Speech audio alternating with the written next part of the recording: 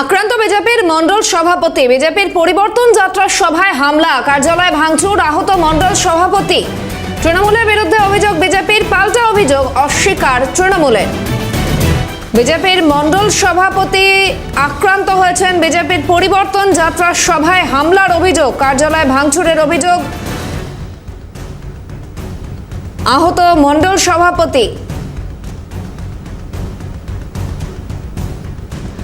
এ বিষয়ে বিজেপির তরফে ঠিক কি প্রতিক্রিয়া মিলেছে শোনাবো, পাশাপাশি তৃণমূলের তরফে বা কি প্রতিক্রিয়া মিলেছে দেখুন।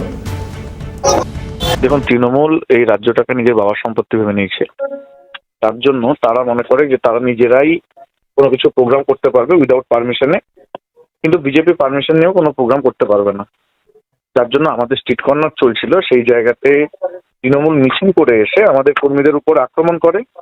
আমাদের মণ্ডল সভাপতি সঞ্জয় ঘোড়াই তাকে প্রচন্ড পরিমাণে মারে, তাকে হাসপাতালে তিনি চিকিৎসা। আমরা আমাদের একটা ছোট্ট আলোচনা সভা ছিল, আলোচনা করার পরে এসআইআর নিয়ে যে মানুষকে, সাধারণ মানুষ কর্মীদেরকে, সাধারণ মানুষকে, সাধারণ ভোটারকে যে বিভ্রান্তিকর পরিস্থিতির মধ্যে ফেলে দিয়েছে, তার নিয়ে আমাদের একটা প্রতিবাদ মিছিল ছিল।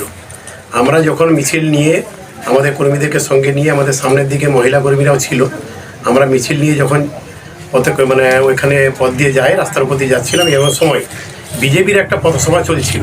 সেখান থেকে ওরা আমাদের মাননীয় মুখ্যমন্ত্রী, আমাদের সকলের প্রিয় নেত্রী মমতা ব্যানার্জি তথা আমাদের যুব সমাজের